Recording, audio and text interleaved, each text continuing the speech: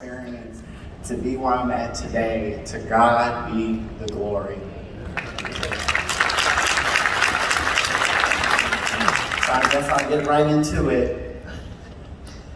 Every day is a beautiful day, but in my case, every day really wasn't a beautiful day.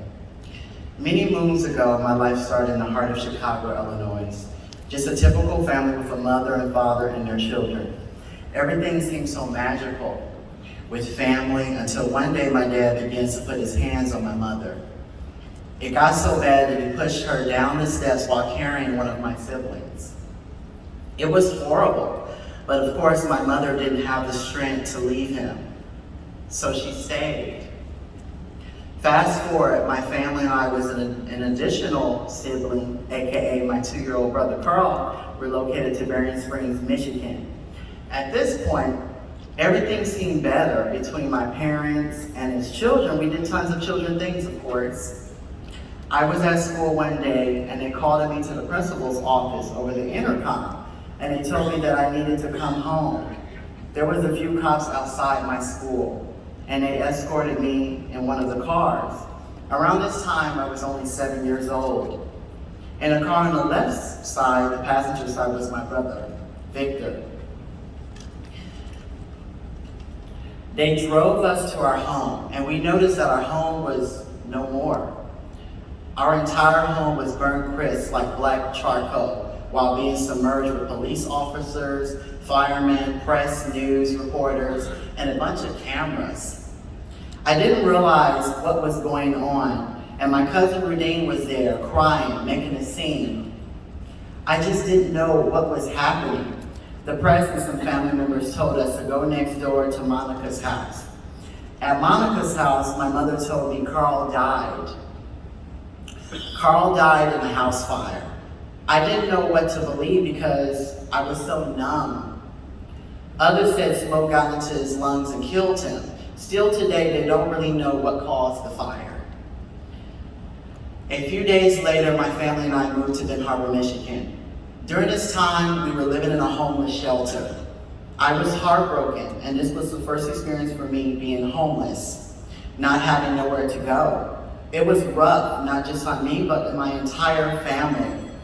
After staying in the shelter for about a month or so, we ended up getting a house on Beer Street that was not too far from our previous residence. Here it was where my father began to get super hooked on harsh drugs, such as crack cocaine. He would beat my mother on a regular basis. One day he even put his hands on me. As a result of his actions, I couldn't even go to school the next day because my face was so brutally beaten by his physical blows. It was really bad. Years later, we helped give our mother the courage to finally meet my father, AKA the monster. Eventually, we stayed with a few of our family members in Benton Harbor while moving from house to house. One day, we finally found a stable place to live with our big cousin. There, she started putting her hands on me. She also began to abuse me mentally, physically, to all of us. This type of trauma ends up giving me flashbacks of my other abusers. From me being touched, molested, raped by other family members. The thing about trauma is the fact our mind has this way of blocking it out. All of my past trauma started to coming back when my cousin would abuse me and my siblings in front of her guy friends like it was some type of spectacle or stage play. She would dig her fingernails deep under my skin, under my armpits. She would pinch, pull, and squeeze them super tight together until my skin would turn pinkish red, followed by a horrific scream from my lungs. She was such a disgusting person. My next door neighbor, Monica, did the same thing to me while biting my lips for hours on a regular basis prior to my 2-year-old brother Carl's death. Monica put my siblings in the dryers. My uncle Footy drew me in a dryer. After he shut the door, he turned it up on blast while I was still inside of it. My family members on my father's side fed me poison, urine, along with doing sexual things to my body. During this time, I was only 5 years old. I was only a child, young and super innocent. I said to myself, what the hell is wrong with these people? During my high school years, my cousin passed away due to gun violence. After her passing, my family and I moved into a trailer that was owned by my aunt and her preacher husband. We stayed there for a while, but there were moments we just couldn't keep up with the rent. Afterwards, we moved again. As always, we would have issues paying the rent. My mother at the time was married to a new guy named Tom. Tom came in he was a decent stepfather until later on, he showed his true colors, pretty much not able to put the bottle down. Alcohol was his life, and this is as far as I'm gonna go with this. As a result of the issues regarding lack of rent payments, my family and I relocated into my aunt's and her husband, AKA the pastor's home. This is where it got really ugly and dark. The pastor and my mother and my aunt were trying to force me to eat my food a certain way. They were all plotting to put me in some type of mental institution. He is mentally ill, and we need to lock him up and place him into the ward, said all of them out loud so all of the members of the household could hear. The pastor took one of the brothers and drew him against a wall. As usual, my mother wouldn't do anything about it. She would just let them do anything they want to us. This includes all the times we were staying with other family members. About a year later, I came across these angels, Mr. Davis and Miss Davis, who were members of the school, of course, at Benton Harbor High School. I was sharing some of my story with them at the school at the time, and I was an amazing student. Accolades, you name it, A's, B's, I did it. I achieved awesome grades, participant, all that. Clubs, Key Club, Boys and Girls Club, etc. But when I would go home, it was mostly dark and disturbing. I would stay in the basement a lot with other siblings. I want to make it clear that I didn't mind living in the basement. It was the way they made me feel on the inside. We were neglected as children. I trusted them, and I thought I could count on them, but they showed me their true colors. I eventually heard a voice informing me to tell on them. It took a lot for me to do it, but I finally told the people at my school about my family and the entire story this time. I didn't leave nothing out. I made an executive decision to just tell everything. I reported them to the angels at my school, Mr. and Miss Davis, and they told me the only way they can assist me is if I leave. I asked them, what about my brothers? Their response was, you can't help them if you can't help yourself. I agreed. One day, I had a long conversation with my siblings, letting them know that I'm about to go. I gave a lot of my special belongings to my brother so they can remember me. My mother and my auntie and the pastor didn't know I was leaving because it was on a school day. I called a cab and I left. The last person I saw was my mother making a sad face while I was leaving in the cab. I said to myself that I can't do this anymore.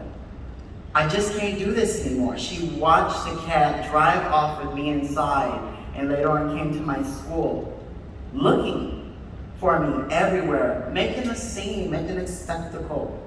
My mother was screaming and hollering, I want my son, I need my son, said my mother.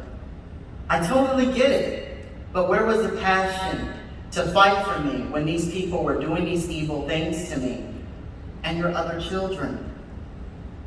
You should have fought for us. You didn't have the evil psychopath husband anymore who was running your entire life with the physical and mental abuse.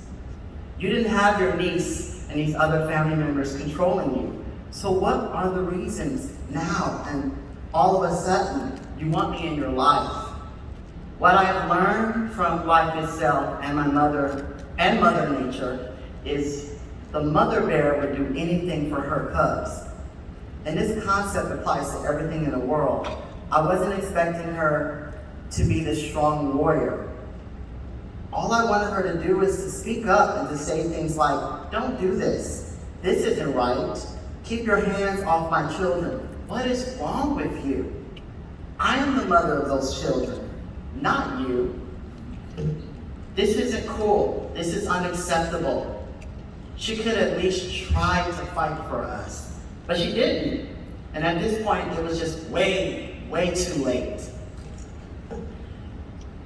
A few months later, the Davis family placed me into tons of after-school programs. At this time, I was already in a few after-school events, activities like the Key Club, United Way, all that jazz. I was even living in a homeless shelter with questionable characters because they were in the process of trying to find me a foster family. Luckily, they were able to find someone from my school to take me in. Mr. and Miss Lashley took me into their home that was local to my high school and my previous family residence. I lived with them for about a year, but they couldn't provide for me anymore due to Mr. Lashley's wife becoming really sick. As a result, I had to go right back to the shelter. Thus, I'm homeless again, trying to find a place to live. It was almost as if time for me to graduate from high school. But while I was there, I was beginning to do research on scholarships for college. The Davis family and other angels were guiding me on the type of scholarships and grants to apply for. On one of those days, while I was at the library doing my normal routine by applying for scholarships and grants, the pastor finds me in the library and makes an attempt to kidnap me. He was chasing me all over the library. I told the librarians they knew something was wrong. One of the librarians actually was a member of my church at the time and participated in calling the police. I was doing everything in my power to get away from him. Everyone in the library began to fight for me. They told the man to take your hands off the Tyrone. I had to run out of the library to get away from him. The cops came, and at that time, they were going to lock me up instead of locking him up. It's like, what? But legally, we can't force him to go back home with you because Tyrone is of age, said one of the cops. It felt so good to hear a cop speak those words at the point. I was 17 years old. The pastor couldn't force me to go anywhere with him. I'm of age. At this time, I went on and I obtained a few scholarships from huge organizations and foundations, such as the Pushing Scale Coalition Scholarship, Horatio Allen Scholarship, A.C.E. Award winner for the Michigan District, sounds familiar, Rosa Parks Scholarship, Burger King Scholarship, East Millennium Scholarship, and other scholarship. I keep going down the list, it's just a lot. Please make a note, I was still homeless during the time. When I was about to graduate from high school, things got really ugly in the shelter. For example, homeless individuals will start picking on me, and I couldn't even take private showers because I was afraid of getting raped. Some of them would even yell out, "Don't drop the soap." So most of the time, I would shower with my underwear on. In 2005, I graduated from Benton Harbor High School with high honors and made the top 10 of my class with a 3.714 GPA. I even accepted the Art Institute of California, Los Angeles, and I wanted to pursue my career in the arts, predominantly video game design. I didn't have a living place to go, so I stayed with Southwest Michigan Exchange Club mentor, Lois Ashbrook, for a minute. Yes, give her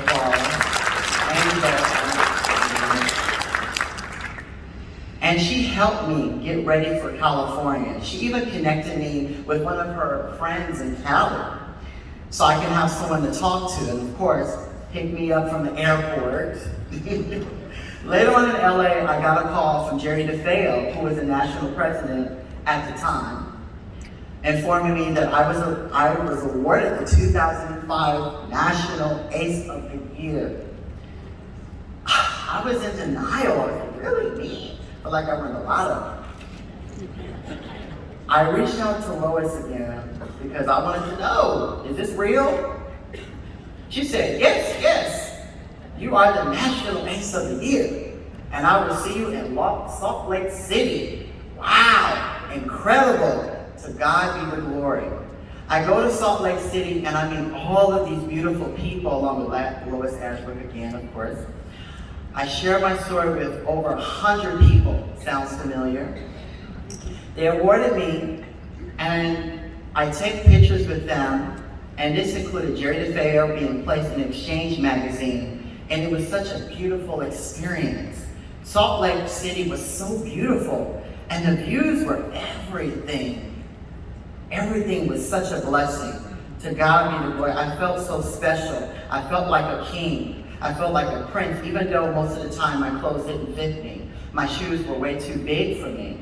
It was so magical for me.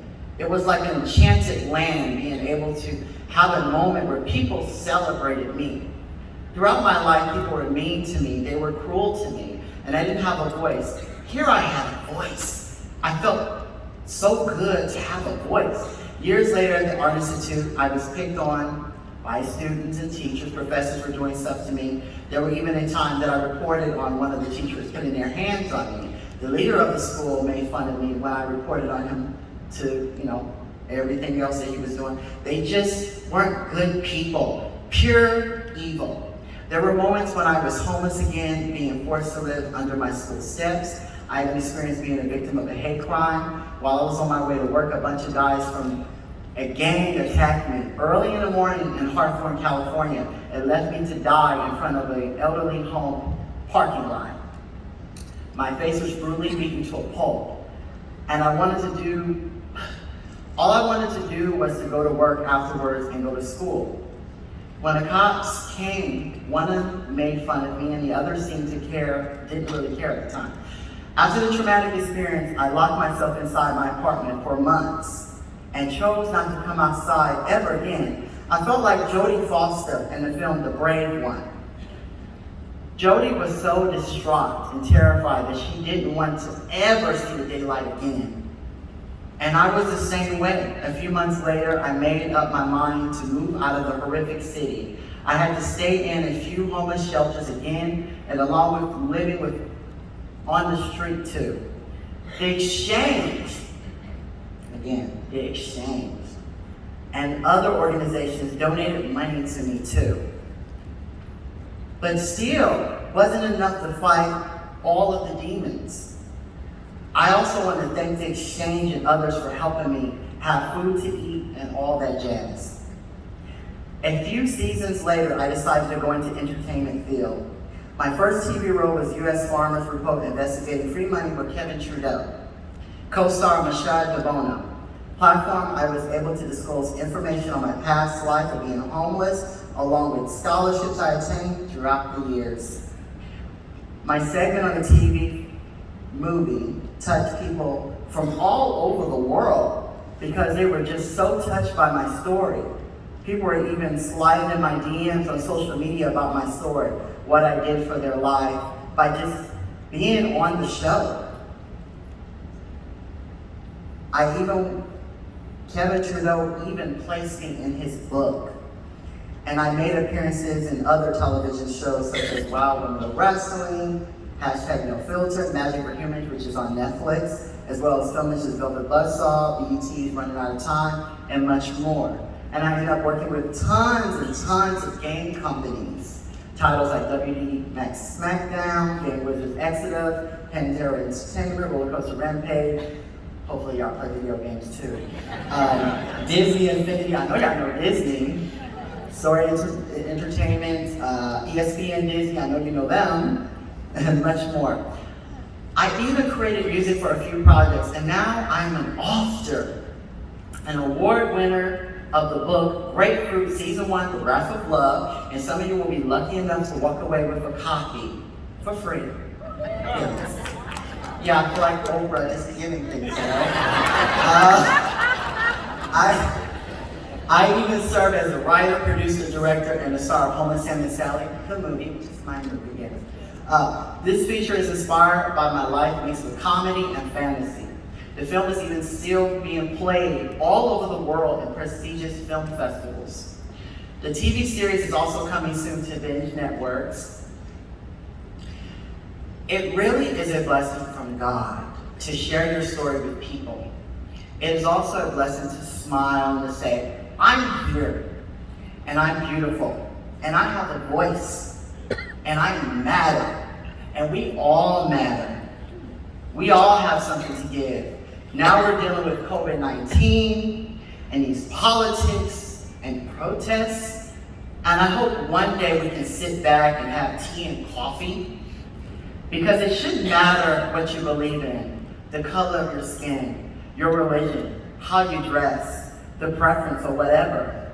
Because at the end of the day, we are beautiful. And when God made us, He was just showing off. Nam Yoho Renge Kyo. God bless you all. I love you all. And every day is truly, truly a beautiful day. Thank you. Thank you.